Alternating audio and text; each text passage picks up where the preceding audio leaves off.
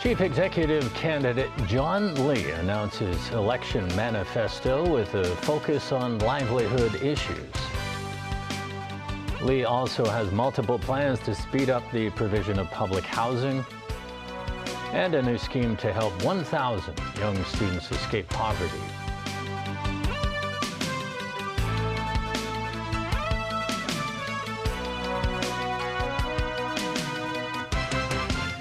Good evening and welcome. Hong Kong's only chief executive candidate has unveiled his election manifesto today, just 9 days before an election is to be held.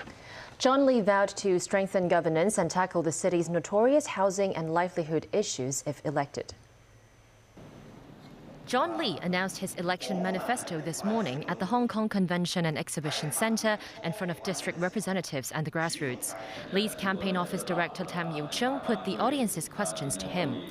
After the briefing, Lee spoke to the press about the 4 tenets of his vision.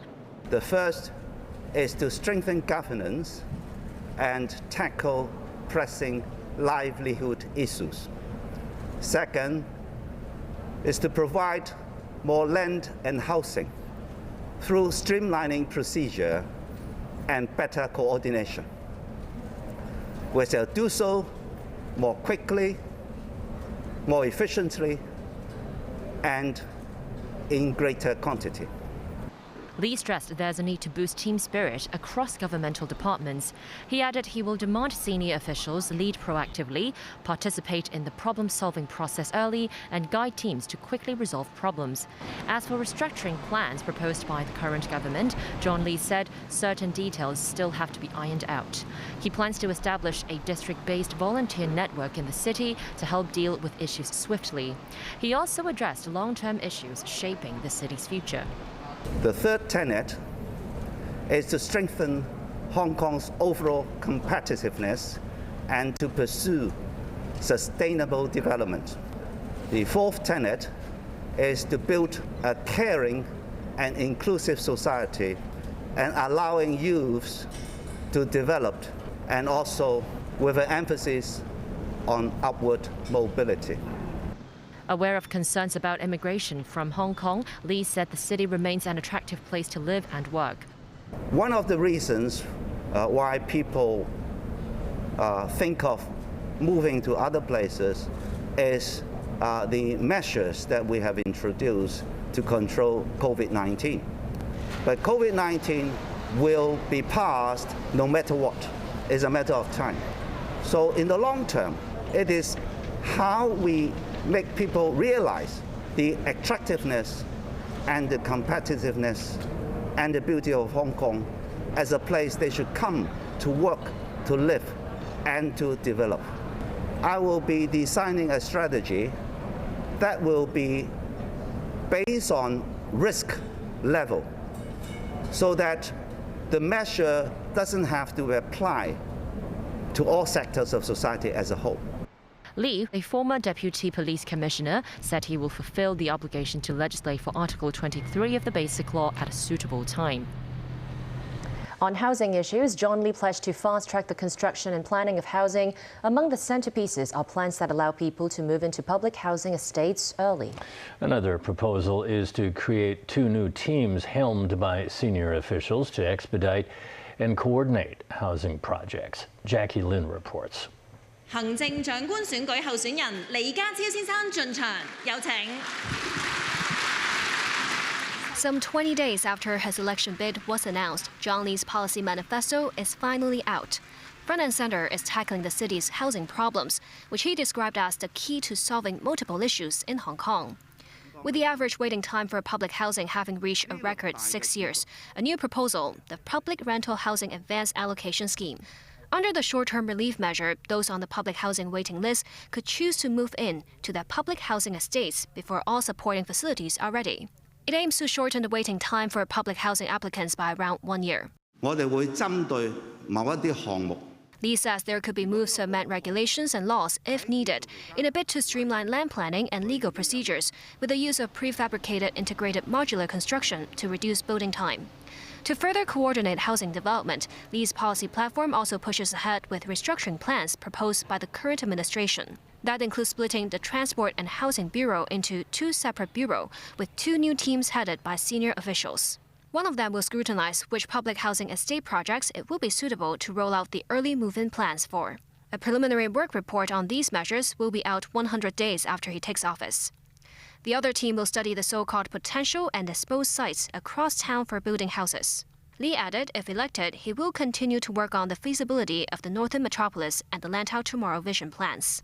If needs arise, the government will invoke the Land Resumption Ordinance to secure private lands for the 2 mega projects. Jackie Lin, TVB News.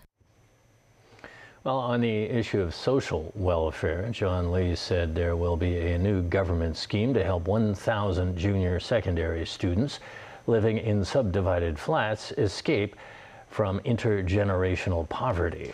Lee added he will use an anti-pandemic strategy that's based on risk level so that the measures do not have to apply to all sectors of society.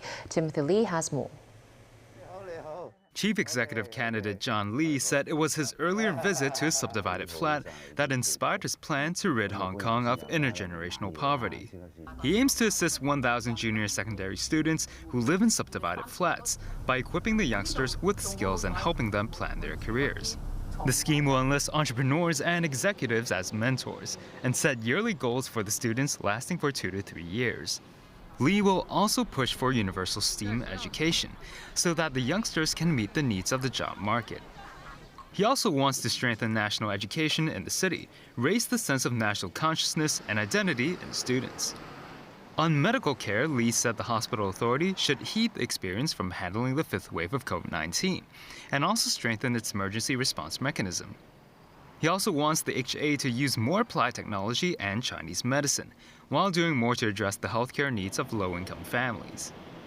On providing care for elderly people, Lee said he will merge the old age living allowances and improve at-home elderly care.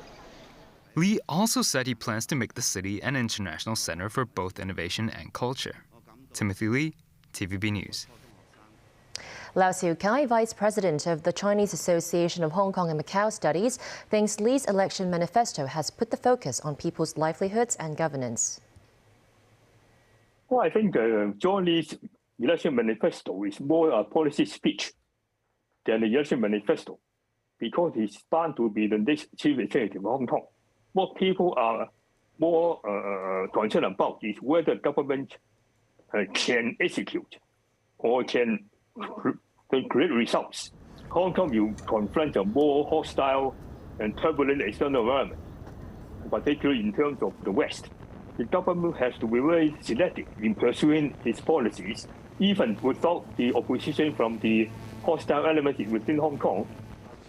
Meanwhile, the non-pro-establishment Third Side, with 1 seat in the election committee, thinks Lee's manifesto neglected the roles that district councillors play. In other news, Hong Kong's COVID caseload dropped to 352. Among the reported cases, 185 tested positive with nucleic acid tests, and 167 tested positive through rapid antigen testing. 6 COVID-related deaths with the patients between the ages of 71 and 96 were reported in public hospitals. 14 are imported cases. 3 of them arrived from Amsterdam on a Cathay Pacific flight and 4 from Dubai on board an Emirates airline. The flights on the same routes will be stopped for a week from Saturday.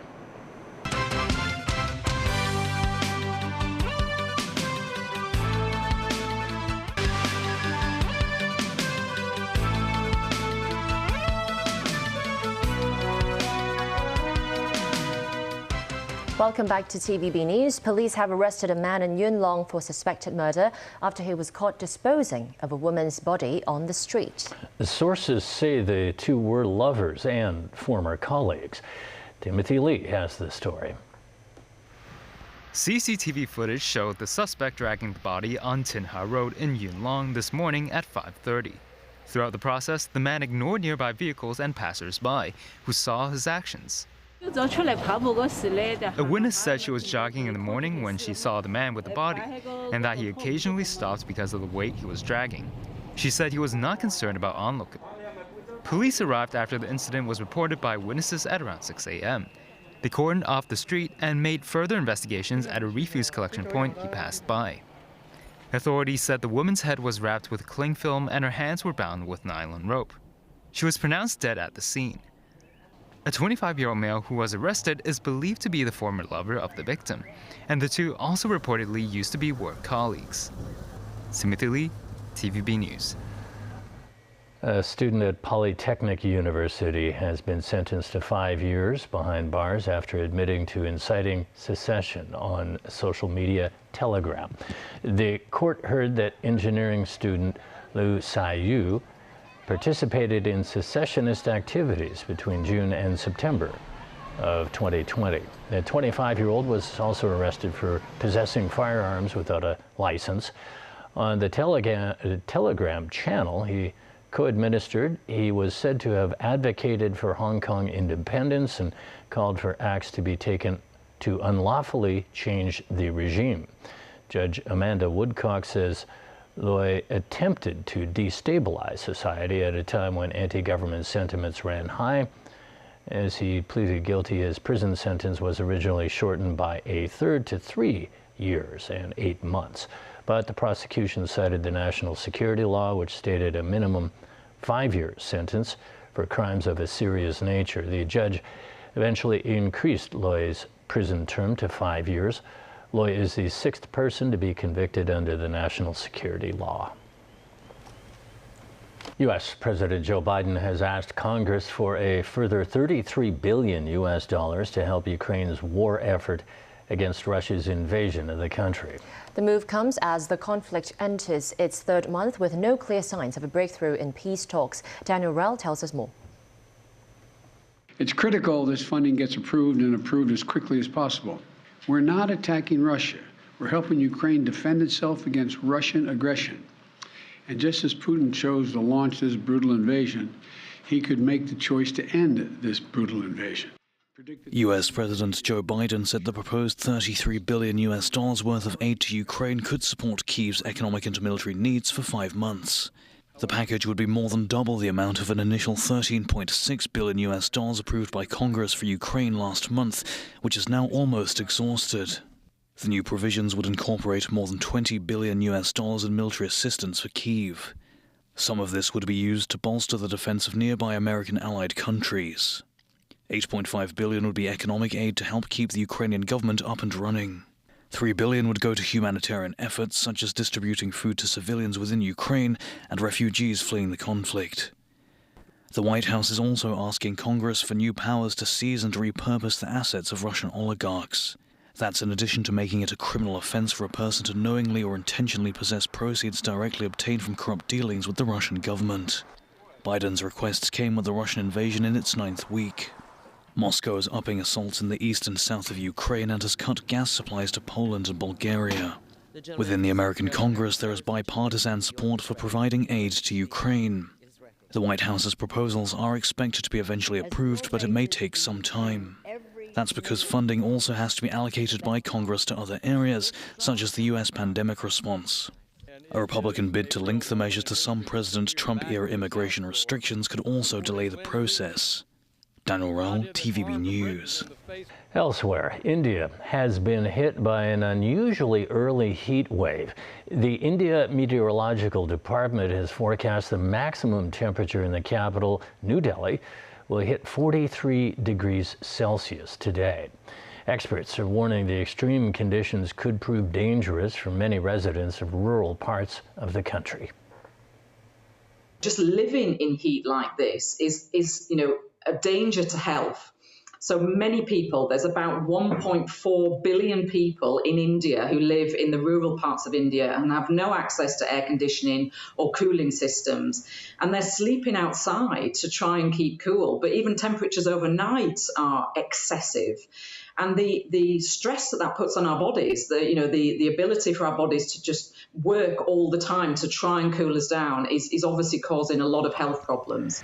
Water shortages linked to the extreme heat are now expected to affect crops.